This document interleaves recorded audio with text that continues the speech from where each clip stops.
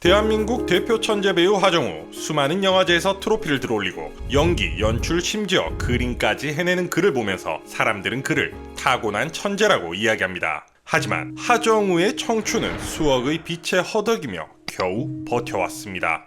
어릴 적 하정우는 부족함 없이 자랐습니다. 어머니는 식품 관련 사업을 활발하게 했고 아버지는 모두가 아는 중견 배우 김용건이었죠. 이렇게 안정된 환경 속에서 하정우는 전과목 과외까지 받으며 학업에 집중했고 결국 중앙대학교 연극영화과에 현역으로 입학하게 됩니다. 하지만 꿈꾸던 대학 생활은 기대와는 전혀 달랐는데 캠퍼스의 낭만과 달콤한 생활을 생각했던 하정우는 빈번한 집합과 기합으로 대학 생활에 회의감을 느낍니다. 그런데 대학 생활의 실증을 느낄 때쯤 하나의 기회가 찾아옵니다. 바로 뉴욕 맨하튼, 타임스퀘어와 수많은 전광판 그리고 큰 건물들이 질비해 있는 그곳에서 공부할 수 있는 기회였죠. 물론 뉴욕 입학은 일반 학생들에겐 꿈도 꾸지 못하는 비용이 쓰이기 마련이었지만 사업가 어머니와 배우 아버지의 지원이 있었던 그는 주저없이 어학연수를 선택하게 됩니다. 그렇게 하정우는 어학연수를 다니고 뉴욕의 뮤지컬을 관람하며 꿈만 같은 하루를 보내게 됩니다. 그러던 어느 날 기숙사로 동생의 전화가 오게 되는데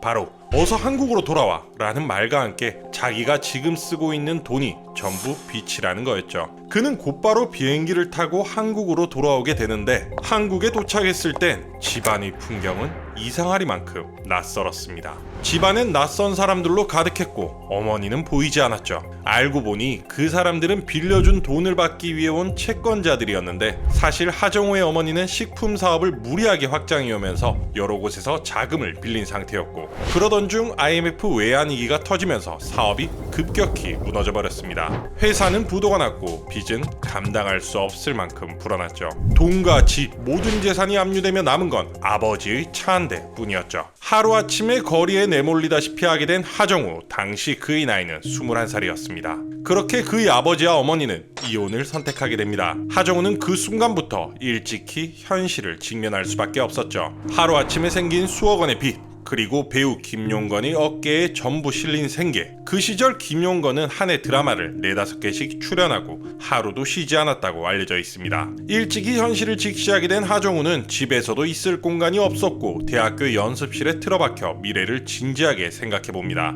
이제 남은 건 정말 연기밖에 없었고 그때부터 그는 연기 공부에 깊게 매진하게 되죠. 훗날 공개된 하정우의 연기 노트를 보면 그 당시 얼마나 독하게 연기를 공부했는지 느낄 수 있습니다. 대학교를 졸업한 뒤 하정우는 김성훈이라는 본명으로 활동하며 연극 무대와 졸업작품에 참여하게 됩니다. 그의 첫 데뷔 무대는 영화 마들렌이었죠.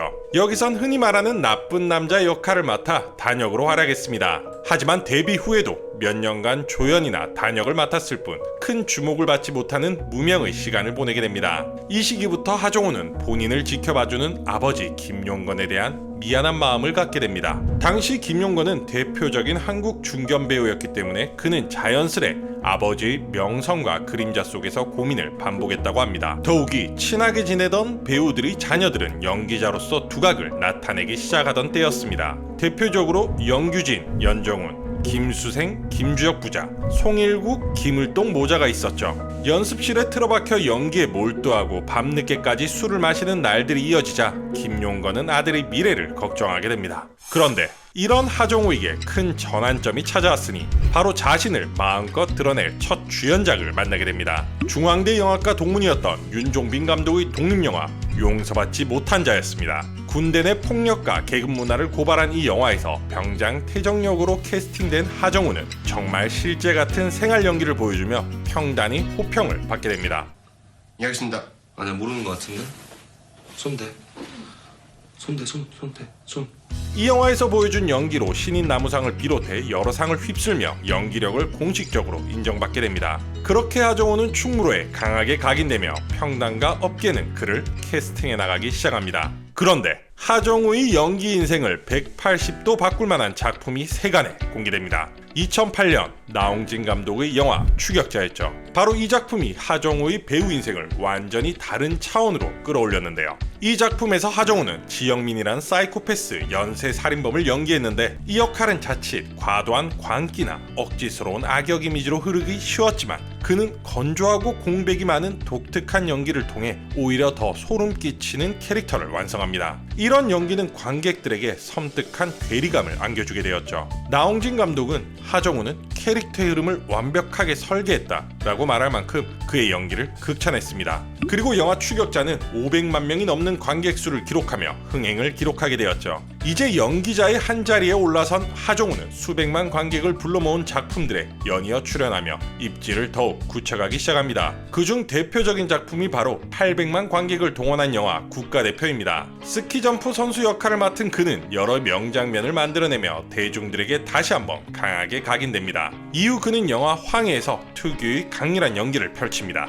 특히 극중 김을 먹는 장면이 화제가 되며 각종 짤로 재탄생할 만큼 대중적 반응이 재미있게 이어졌습니다. 하지만 그런 그에게 시련이 다가오게 되는데 2011년 백상예술대상 시상식에서 사회자 하지원이 2년 연속 수상하면 국민과의 약속을 하나 해달라 는 즉석 요청을 하게 되고 당황한 하정우는 얼떨결에 국토대장정을 약속하게 됩니다. 마침 그해 영화 황해로 백상 나무주연상을 수상하면서 실제로 공효진 등 동료 배우 14명과 함께 서울에서 해남까지 종단하는 국토대장정을 하게 됩니다. 그리고 하정우는 이때부터 영화 감독이라는 새로운 영역에 발을 내딛습니다. 그렇게 개봉한 영화는 롤러코스터였죠. 하정우 특유의 유머러스함이 묻어난 이 영화는 5억도 안 되는 예산으로 27만 명의 관객을 불러 모았지만 큰 화제는 불러오지 못했습니다. 하지만 이 영화는 새롭게 조명을 받게 되는데 바로 2025년 현재까지도 쇼츠 플랫폼에서 끊임없이 재편집, 재업로드되는 영화 중 하나라는 점입니다. 쉴 틈 없이 이어지는 대사와 빠른 템포의 전개가 짧은 영상 현실과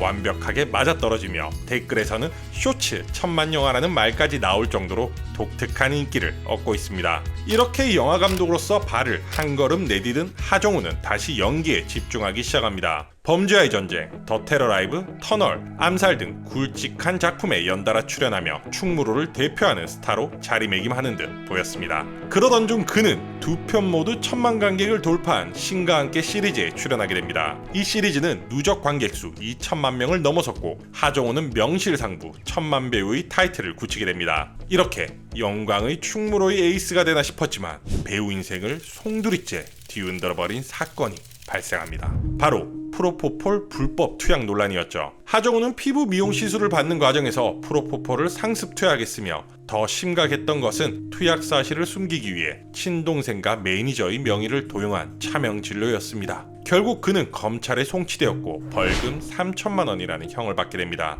그리고 쌍천만 배우라는 타이틀을 가지고 있던 그에게 이런 행보는 대중들의 실망만 안겨줄 뿐이었죠. 그렇게 긴 공백기가 시작됩니다. 훗날 한 인터뷰에서 그는 2020년에는 아무것도 하지 않았다. 여행도 가지 않고 한강 고수부지를 하루에 5만 보 이상 걸으며 지냈다고 밝히기도 했죠. 그리고 스스로를 재정비한 끝에 넷플릭스 시리즈 수리남으로 복귀하게 됩니다. 수리남은 기대 이상의 성공을 거두었고 그의 연기는 여전히 압도적이라는 호평을 받았습니다. 대중은 그의 연기 자체에 대해서는 여전히 박수를 보냈습니다. 그렇게 성공적으로 복귀하게 된 하정우는 데뷔 21년 만에 인스타그램을 개설하며 팬들과의 소통을 이어갑니다. 그런데 뜻하지 않게 아주 큰 주목을 받게 되는데 이전부터 배우들에게 별명을 지어주기로 유명했던 하정우는 인스타그램 댓글로 팬들의 별명을 지어주기 시작합니다. 그리고 특유의 말투와 분위기가 어우러져 대중들에게 더욱 즐거움을 선사했죠. 하지만 수많은 기사가 뜰 만큼 큰 사건이 벌어지게 되는데 바로 별명을 지어달라는 댓글 중 하나에 최음재라는 댓글을 달아버린 것이죠. 이걸 본 대중들은 바로 하정우에게 해명을 요구했고 수없이 많은 기사들이 뜨게 됩니다. 이에 그의 소속사까지 사과에 나서며 조치를 취했고 하정우는 후의 인터뷰에서 그 일 이후 더 조심하게 됐다. 인스타 댓글을 보고 그런 단어는 쓰면 안 되겠구나 해서 영화 대사도 다른 걸로 바꾸기도 했다는 말을 하기도 했습니다. 그리고 최근 그는 다시금 도전적인 행보를 이어가고 있습니다. 바로 연출과 연기를 동시에 맡은 작품들을 꾸준히 선보이며 창작자로서의 영역을 한층 더 넓혀가고 있습니다. 2025년 로비를 이제는 윗집 사람들을 직접 연출하며 영화계의 깊은 곳까지 발을 내딛고 있습니다. 연기자로 쌓아온 탄탄한 내공 위에 감독으로서의 감각과 색깔을 더해 그는 점점 더 자신만의 작품 세계를 확장해 나가고 있습니다. 하정우의 삶의 굴곡은 아버지의 이름에서 벗어나려 했던 1막, 독보적인 연기 철학을 구축한 2막, 가장 깊은 굴곡이었던 3막을 거쳐 누적 관객 수 1억 명 돌파라는 경이적인 기록도 세우게 됩니다. 이처럼 흥행 보증 수표로 통한 배우는 한국 영화사에서 손에 꼽힐 정도입니다. 하정우는 그 업적을 이뤄낸 몇 안 되는 배우들 중에서도 가장 젊은 축에 속합니다. 평론가들은 그의 활약을 두고 동세대 배우들 가운데 가장 뛰어난 필모그래피를 쌓아왔다는 평가를 아끼지 않습니다. 누군가는 그의 성공을 두고 타고난 천재라서 가능하다고 말합니다. 하지만 어쩌면 하정우의 진짜 힘은 특별한 재능에 있는 것이 아니라 매일 같은 시간을 쌓아올리는 지극히 평범한 노력에 있는지도 모릅니다. 우리는 종종 결과만 보고 천재라 부릅니다. 하지만 하정우의 삶과 작품을 따라가 보면 그 천재성은 어느 날 갑자기 만들어진 것이 아니라는 것을 알 수 있습니다.